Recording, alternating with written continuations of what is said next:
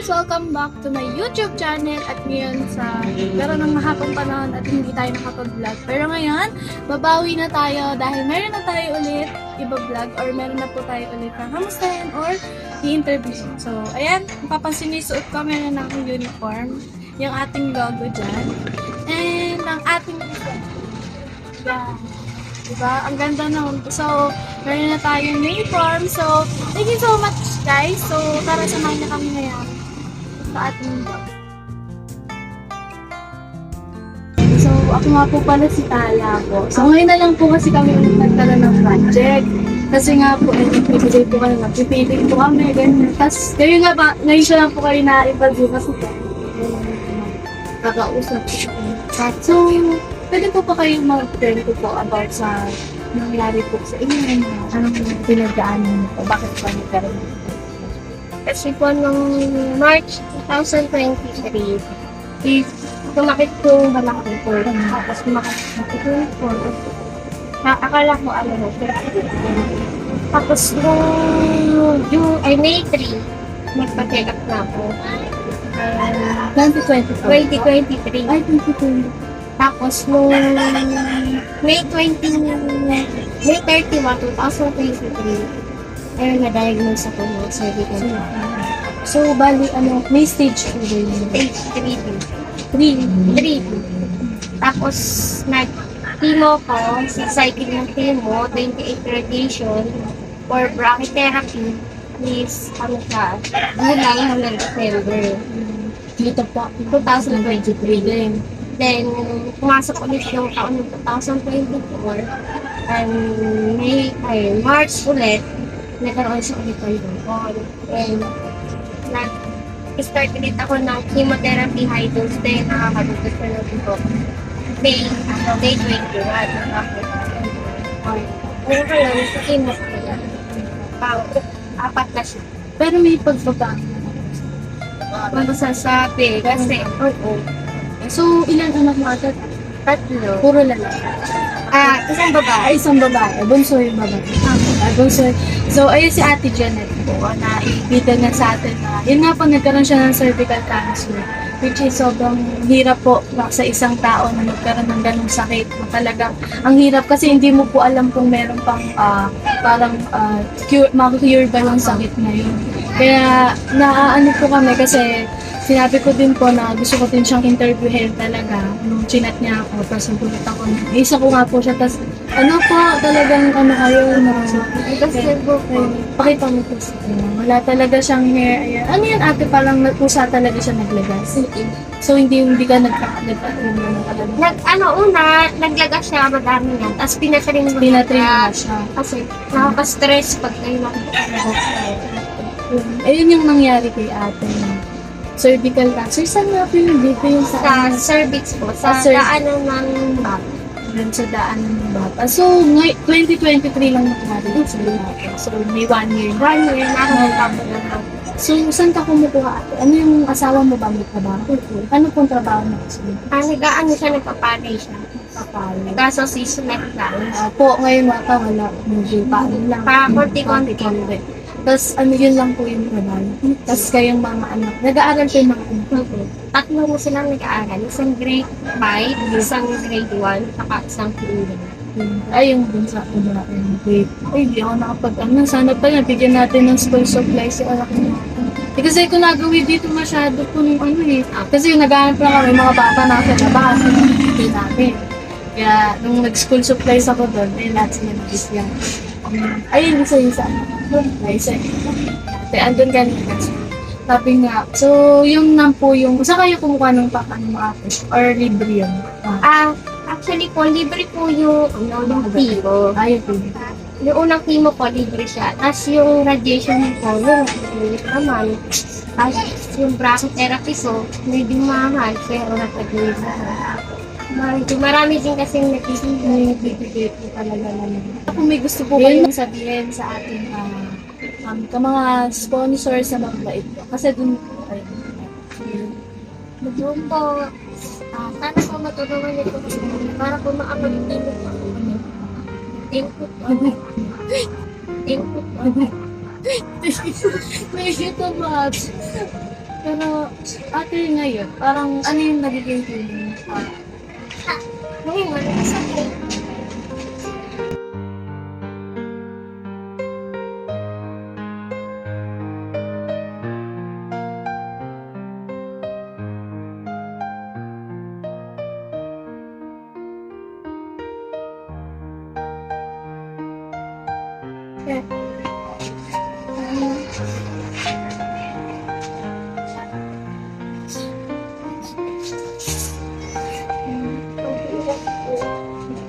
May isa akong inom, wala akong kumilos kahit pagpili kumilos. Hindi ko na mag-aasikaso sa mga anak ko. Ang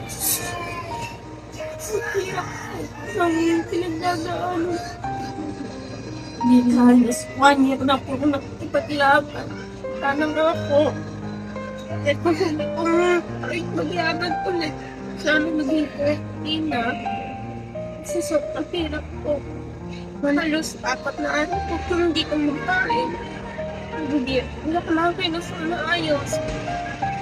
Tapos napapagdala ako po yung mga anak ko. Ikaw lang pinag-uunapan. Kasi ang mister ko nagtatrabaho sa pero pagka minsan nakawa na rin ako na ano. Kasi tatrabaho siya kung hindi ko sa Pero bilib naman po ako kay ano sa mister niyo po. Kasi hindi niya po Ako rin po nag-aalala. ay nagbumisita na ako sa akin. So, ayun, lagi naman palang ano niyo, yung ay bisita. So, andito sila ngayon, yung asawa niyo po ba umalis ng trabaho? Hindi po. Ano? Nagmamahinga po kasi siya eh. Kasi po may pasok po sa bukas. Ay, may pasok po na kasama niya siya. Kaya sabi ko, ano ni ate ka kung gano'n yung smile niya sa atin kanina. Hindi ko kasi na-video yun eh. Sabi ko gano'n, ako mag-video ko. So, sabi ko po, ayan. So, ayan mga stars. Sana po talaga matulungan natin si ate Janet. Ilan pa ako? 26. So, 26 si ate. Ngayon po, gusto po namin siyang matulungan sana. Kung tutulungan niyo din po ako na matulungan siya talaga. Kailangan natin siyang matulungan at balikan kasi gusto namin po tayo balikan. Sabi ko, hindi ko pwede pabayaan si ate kasi na-busy din po kami. Miss, kaya ngayon lang din po ako sa inyo. Busy po talaga. Kasi tapos nailalim ka na nga. Sabi ko, ay, kailangan ko balikan si ate kasi nga din po sa inyo yung mga, pinakita ko po yung chat niyo dun sa paglalag ng live ako sa YouTube, ganyan. Yun po yung, yung pinapakita ko sa kanila na gusto kong tulungan kita. Tapos pinakita ko po yung picture niyo, gano'n. Dahil ate, ngayon, kailan kami papacheck up po yung Kung hindi pa ako pwede magpa-check up kasi ongoing pa yung yung paano ba yung ginagawa sa kilo. Nasasaksakan ka dito. Tapos, yung gamot,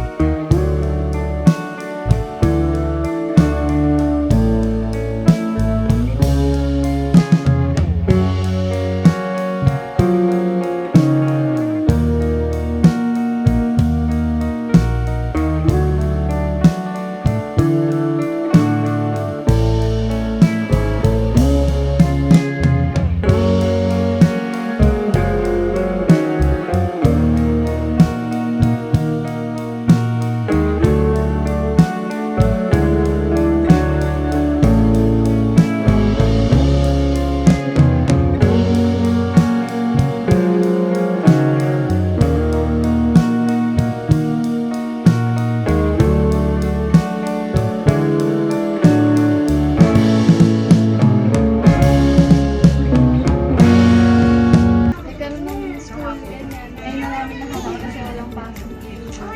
So, ito ate yung tulong sa'yo yung mga binili namin para sa'yo. Pero ito kasi hindi ko talaga. And may bibigay din kami sa inyo mamaya. Ayan. Papakita ko lang po kasi kailangan natin ipakita sa kanila yung mga binili natin bago. Enzo, wag mo So, yung galawin. si ate pala is katatapos lang niya ng chemo. Dito ka lang din ate sa PG. So, magagaling na din ate. So, Kahapon po, kakauwi ko lang kagabi. kakauwi kagabi. Hindi, ano ka ba ate? Overnight ko na. Hindi, maghapon. Maghapon ka. So, hapon ka lang din Ah, kakain. bawal na Ayan, tingnan natin. Ano tayong good? Yun ang hihina ako eh. Lalabas yun ang talaga effect ng chemo. Kakain po ako ng supa. Sobrang hihina. Pag sakit, hirap na pinagdadaanan niya ate, like every time yata na ano, meron siyang Ang hirap po eh. Tapos pinagdap ako ng anak mo pa. Asan ka kasama mo ngayon? tumas. Hindi rin pa pwedeng pumasok.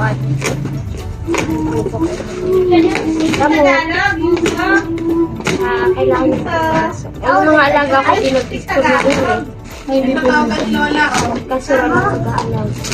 Kasi yung pasok nila, walang mag-aalam. Ingat mag-anak na anak. Meron tayong mga ganyan, napakita ko. And meron tayong tinapay ate, mga bang anak mo dahil ganyan. Tapos may gatas kami binili sa akin. Nagaganda mo sila. Tapos, bumibili mo ng kape mo. Mga ganyan. Tapos ayan, may mga, siguro kadalasan parang mga limit food dito kasi di ba pag ano lang, gutom ka lang, gano'n, nakita ka ng mga kaya, pwede ba sa'yo mga ganun? Baka ako bawal. Pwede naman po, basta wag lang ang sana. Pero ito mga, ano, sa mga anak mo lang din kasi na. Tapos, Ito. And also may Milo. Ayan. Okay. Sa anak mo din, pagpapasok sa umaga, kailangan. At ito ate, ito. Mga ano siya, yan. Mga udang, mga talenta, ganyan. Marami tayong pinili. Aning lata. Ito, aning. Ito. May asukal din pag sa gatas nila. And ito mga patis. Nasuka ta sa ayan. So kung mag-ano kasi, ganito lang din yung lagi binibigay namin. Malaking tulong sa tulong. Tapos nga lang pa kasi ate. Siyempre, alam naman natin isa sa hinili natin, di ba? Hindi natin ang gamot. Kasi nga po, sabi namin, medyo mas priority natin yung mga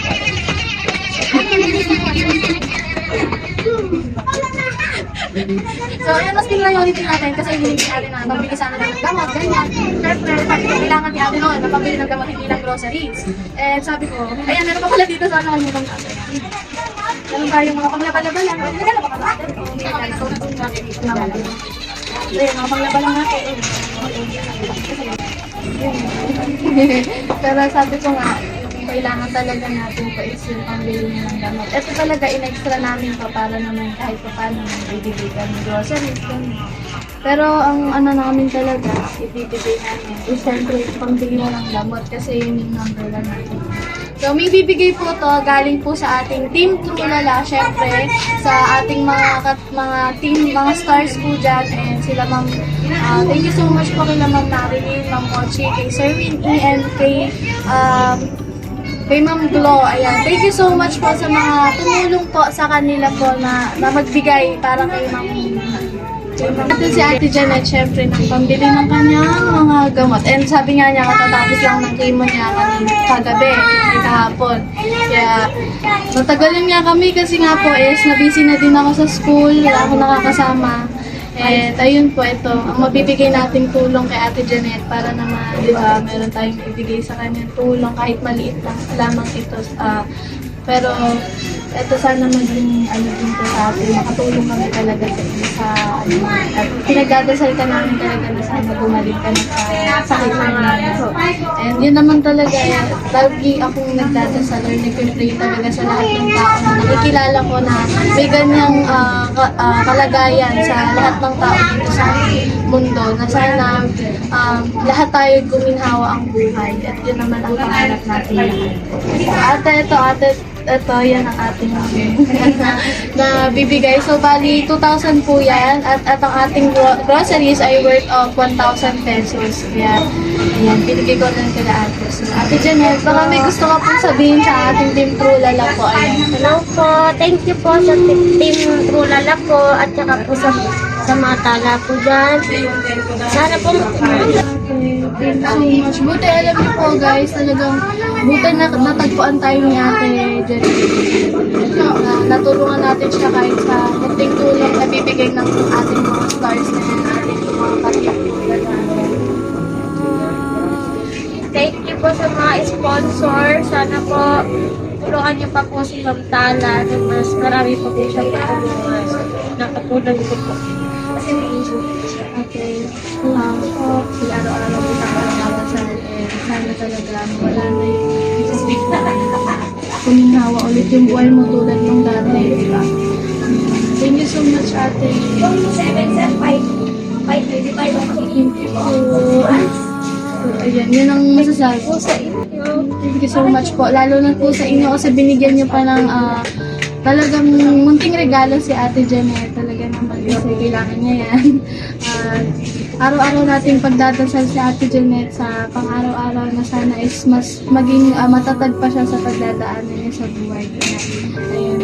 So, yun lang po ang ating vlog ngayon. Stars, thank you so much po sa panonood and also sana po sa mga gusto pa pong tumulong kay Ate Janet, pwede niyo po akong i-message sa ating page para naman makausap niyo din po.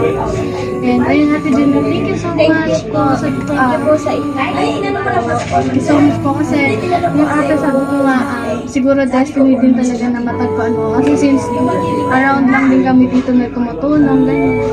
Sabi ko, Ako po kasi yung vlog. saan yung wala kayo? Kasi mga friends ko nasa likod. Yung in-interview ko na isa. Sino pa yun? Si ate, ang nagbenta ng gulay. Doon nga po maraming views. Siya pala yung Sabi maraming ko kasi, kakilala. nag-vlog to kasi yun sa charity. Sabi ko pa yung sabi ko nga, ito nga siya ako, bata pa. Ako pinag-vlog yung charity. Sana po, supportahan niyo po yung Tala Vlogs para po, mas marami pa pong matulungan. Tulungan tayo. Kasi sabi ko nga po, madaming nag-chat sa akin, madaming isa ka po sa nag-ano sa akin kasi sabi ko, ang hirap siguro ng may tatlo kang anak tapos ang hirap pa ng pinagdadaanan mo. Sabi ko, hindi naman natin maano ka po. Siguro kailangan talaga ng tulong ni ate. Kaya medyo natagalan kami. Sabi ko, ayoko pinag-iintay yung mga ganyan. Kasi gusto ko parang nag-interview ako, may kinabukasan, meron na. Kaso naman po, nagkaroon ng problema dun sa school namin. Kasi kaso ko, pasok lang. Ako pa may pasok na rin kasi kami. Kaya ayun, sabi ko, ay, nung nagkabikan, sila actually may pasok po sila. Kaya, at ako wala. Kaya sabi ko, ay, madalian lang. Bigyan na natin kay ate. Ayoko na patagalin. Sabi ko, kaya ayun. Thank you so much po sa kay Ate Janet. Also sa inyong lahat po na stars na nanonood pa rin. At ayan, sana patuloy niyo pong suportahan ang aking vlog at para mas marami pa tayong matulungan. At thank you so much po sa panonood. And like and subscribe guys. Bye po! Thank you so much po. Bye-bye ate. Thank you. Thank you po. Thank you din po ng marami.